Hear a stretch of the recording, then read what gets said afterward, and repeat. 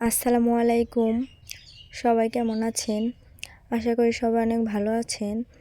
আজকে আমাদের বাড়িতে ভাপা পিঠা বানানোর আয়োজন চলছে। আমাদের বাড়িতে শীত আসলেই অনেক ধরনের পিঠা বানানো হয়, তার মধ্যে ভাপা পিঠাও একটা।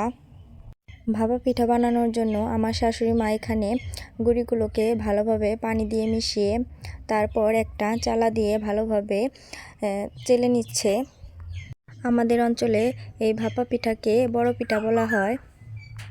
ভাপা পিঠা বানানোর জন্য কিন্তু এইভাবে গুঁড়িগুলোকে পানি দিয়ে মিশিয়ে তারপর ভালোভাবে চেলে নিতে দানা দানা বানিয়ে নিতে হয়।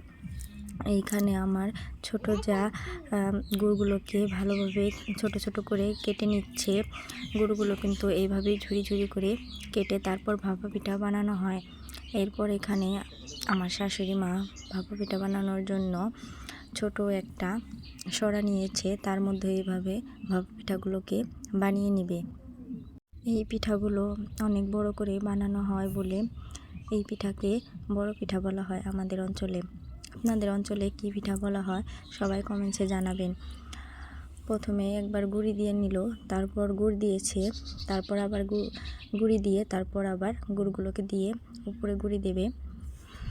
এইভাবে কয়েক লেয়ারে দিয়ে তারপর এটাকে তৈরি করে নিতে হয়।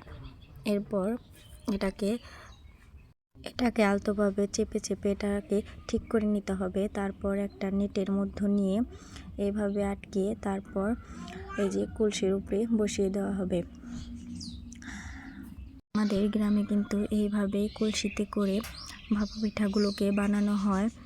এই পিঠাগুলো ভাপে সিদ্ধ হয় বলে এটাকে ভাপা পিঠা বলা হয় হয়তো। এরপর এটাকে ঢেকে দিতে হবে। তার কিছুক্ষণ পর ঢেকে দিয়ে জাল দিয়ে তারপর দেখতে হবে এই পিঠাটা হয়েছে কিনা। এরপর পিঠাটা নামিয়ে নেবে। দেখুন কি সুন্দর পিঠা হয়েছে। পিঠা হতে না হতে আপনাদের ভাইয়া এখানে খেতে চলে এসেছে। তাকে একটা দিয়েছি খেতে, বলতেছি দেখ কেমন হয়েছে। খেয়ে বলতেছিল ভালোই হয়েছে পিঠাটা। তো আপনারা সবাই ভালো থাকবেন, সুস্থ থাকবেন। আল্লাহ হাফেজ।